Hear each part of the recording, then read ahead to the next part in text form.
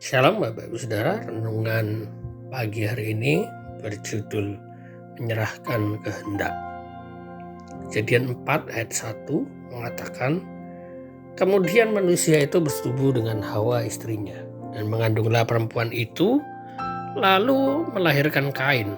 Maka kata perempuan itu, aku telah mendapat seorang anak laki-laki dengan pertolongan Tuhan. Kita tahu bahwa proses kelahiran adalah proses yang normal dijalani oleh manusia. Ketika manusia itu hamil dan melahirkan, itu adalah proses yang sangat normal. Tapi berbeda dengan Hawa, yang walaupun melakukan proses yang alamiah itu, dia tetap mengucap syukur kepada Tuhan. Ini menjadi teladan bagi kita ketika kita berhasil melakukan sesuatu yang nampaknya biasa-biasa saja. Kita perlu belajar bahwa kita juga harus mengucap syukur. Dan mengucap syukur ini bukan hanya kita berterima kasih kepada Tuhan, tetapi kita juga menyerahkan kehendak kita.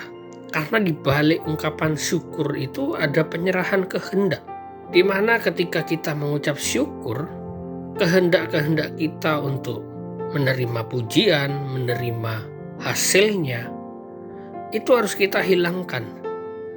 Karena dengan mengucap syukur kita sungguh-sungguh menyatakan bahwa keberhasilan kita itu karena kekuatan Tuhan. Dan hasilnya itu juga untuk Tuhan. Mungkin kita selama ini tahu mengucap syukur itu penting. Tetapi esensi dari mengucap syukur itu adalah penyerahan kehendak. Kita sebagai pelayan Tuhan tidak hanya dituntut untuk melayani Tuhan, tapi kita juga perlu menyerahkan kehendak kita. Kehendak untuk mengucap syukur, kehendak untuk mau melayani Tuhan, kehendak untuk mau melakukan apa saja, bukan pilih-pilih pelayanan. Inilah mental pelayan Tuhan yang sejati, yang menerima segala macam pelayanan. Kehendak itu harus kita serahkan secara total sampai menjadi karakter. Hal ini pun terjadi kepada Hawa. Ketika Hawa memberikan nama kepada seorang anak, Adam dan Hawa tidak hanya sekedar memberi nama, tetapi mereka mendidik anak-anaknya sesuai dengan yang nama yang diberikan. Dan ini berlanjut turun-temurun.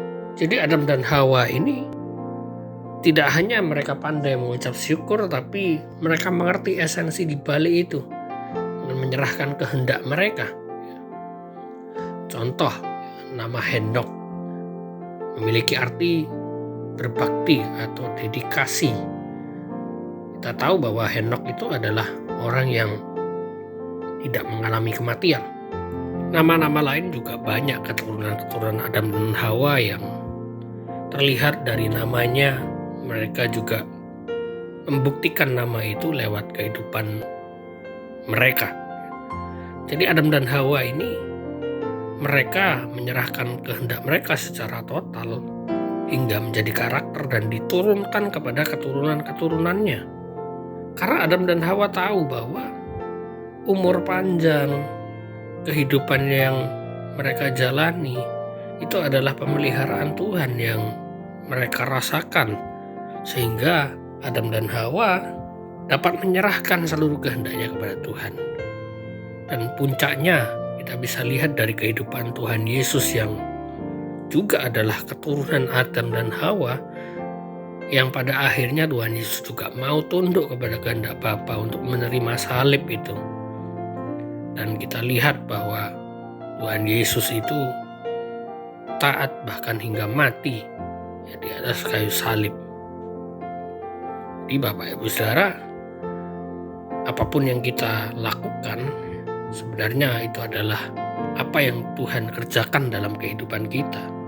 Maka dengan kita mengucap syukur, kita juga mengerti bahwa semuanya dari Tuhan. Artinya kita perlu menyerahkan segalanya kepada Tuhan.